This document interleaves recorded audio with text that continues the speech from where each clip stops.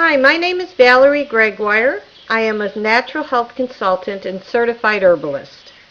Today I would like to share with you some of the principles on how herbs work to support healing and health in the body. When we think about herbs and healing, many people do not know why herbs help the body to heal. Most people think of herbs as a natural medicine of some type. And although some herbs do have a medicinal property, first and foremost, herbs are plants. So they are a form of food for the body. They provide various nutrients that the body needs to repair itself, and herbs supply vitamins, minerals, and fiber that the body needs to repair tissues and maintain health. All plants, which would include herbs, also contain thousands of natural chemicals. Now these chemicals are called phytonutrients or phytochemicals. The word phyto refers to the Greek word for plant. Phytochemicals are non-nutritive plant chemicals. They contain protective, disease-preventing compounds. Their role in plants is mainly to protect the plant against disease, injuries. It helps the plant repel insects. It helps protect against excessive heat or pollutants in the air or soil.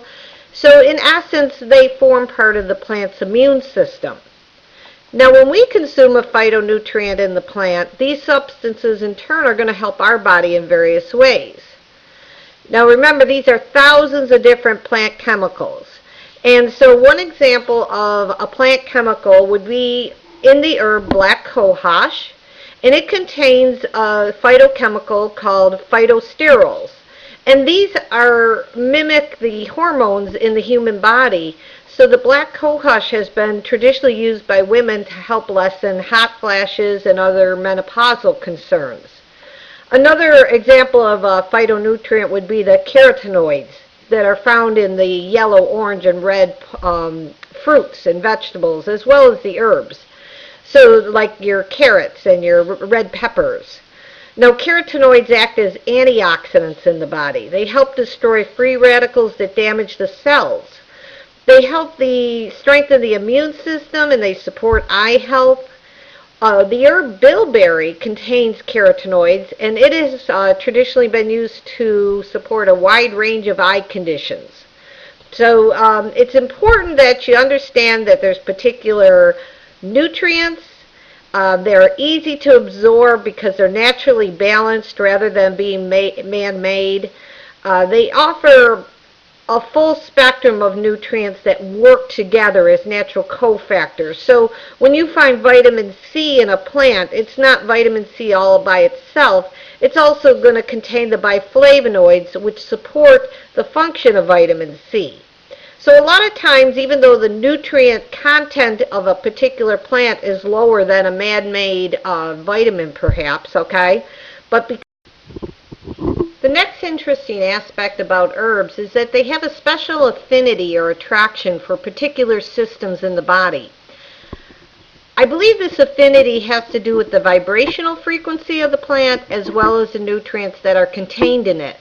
If we think about the herb bilberry, which I mentioned had the biflavonoids, and bilberry has an affinity to the eyes, and the eyes need those biflavonoids to keep the capillaries strong. So the plant seems to resonate at the same frequency as a particular organ or system, and helps to balance the function of that organ or system, as well as providing particular nutrients to repair that organ or system. Now, an example here would be the hawthorn, the ginkgo, and the gotu kola. All three of these herbs have a special affinity to the circulatory system. But in addition, they all have special properties which kind of further define their particular action in the circulatory system. Now, hawthorn seems to best support the large blood vessels in the heart. It's been long recognized as a tonic for the heart, to rebuild it, to strengthen it. Studies confirm that hawthorn is beneficial to regulate heartbeat, improve coronary circulation. It helps improve the oxygen uptake by the heart. And it helps to reduce high blood pressure because it improves the blood flow through the blood vessels. Now ginkgo, on the other hand, still has that affinity to the circulatory system, but it seems to have an affinity to the small blood vessels and to the brain. And it's long been recognized to improve memory and also to prevent blood platelets from becoming sticky. But because it improves circulation, herbs also have a balancing effect on the flow of energy in the body.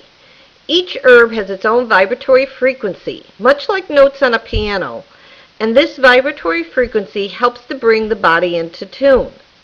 Because of the affinity for herb to a particular organ or system, that herb is also going to have a vibratory rate that balances that particular organ or system. And this ends up acting like a homeopathic effect on the body. It's primarily energetic rather than nutritional.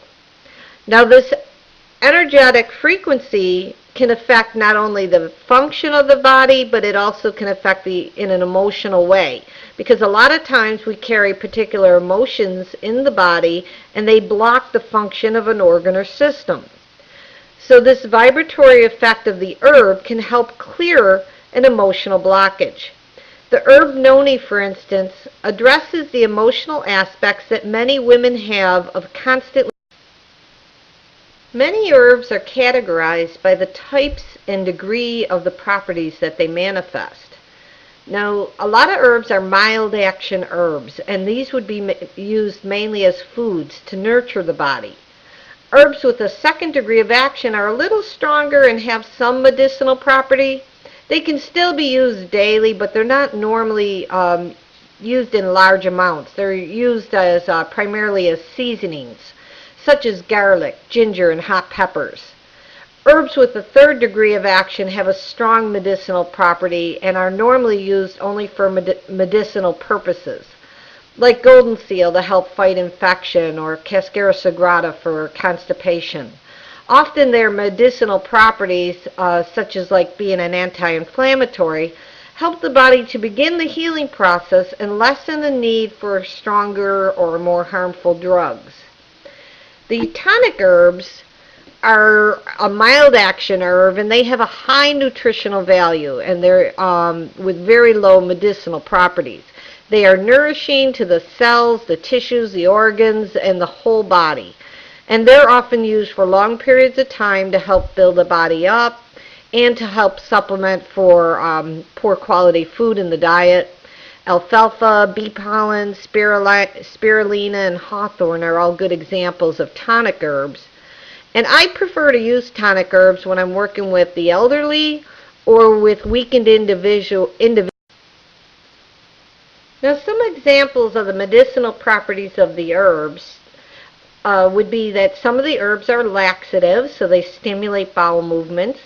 Cascara sagrada and senna would be examples. Some are nervines, that calms nervous tension. Valerian, chamomile, and hops are good examples. Some herbs are vasodilators. They dilate the blood vessels, and that would be the hawthorn, the ginkgo, and garlic. And many herbs are diuretic and have a diuretic property, so they increase the flow of urine. Parsley and dandelion would be a good example of diuretic herbs. Antispasmodic herbs prevent or relax muscle spasms. Lobelia, chamomile, and wild yam have all antispasmodic properties. But in reality, most of these herbs have multiple properties, such as like chamomile is a nervine. It does relax nervous tension, but it's also got carminative properties to relieve gas and cramping in the bowel. It has anti-inflammatory properties, antibacterial, and antifungal properties as well. So when you're thinking of an herb and the particular properties and where would I use the herb or why would I use an herb, a lot of times we look at the traditional use of the herb, which is passed down over the years, because this tends to be the most popular. Now the herbs have some basic ways they affect the body. There's, first of all, we have the pre-digestive effect. That's the effect the herb has on the body due to its taste or smell. So these herbs tend to stimulate or relax the body's energy. The relaxing smell of lavender or how onions would make your eyes water would be good examples of the herb having an effect on the body even before you consumed it. Now your post-digestive effect is going to be after it's been digested, and this would include the nutritional aspect as well as many of the medicinal aspects of the herb. And then third, that homeopathic effect, or that vibrational frequency effect, and that has to do with the action of the herb on the body's electromagnetic or energetic system, and helping to release energy. There are 5 basic classifications of the herbs. The first category is astringents tend to tone and tighten the cells in the body. Red raspberry and Paudiarco are good examples of astringent herbs. The red raspberry is traditionally been used to tone and tighten the uterus after childbirth. Demulcents and mucilaginous herbs soothe, moisten, and protect. Slippery elm, aloe vera, and marshmallow are good examples of these. Now, all of these herbs help to soothe irritated mucous membranes that line the bladder, the lungs, the sinus, the intestinal tract. Slippery elm is an herb that I like to use when people have irritable bowel, and I call it my herbal Pepto-Bismol. And the herb marshmallow is excellent for soothing the bladder after someone's had a bladder infection. A lot of times people think that the bladder infection keeps coming back, but often it's just that that lining of the bladder has become irritated from the original infection and the probiotics becoming off balance because of the medications that were used to treat it.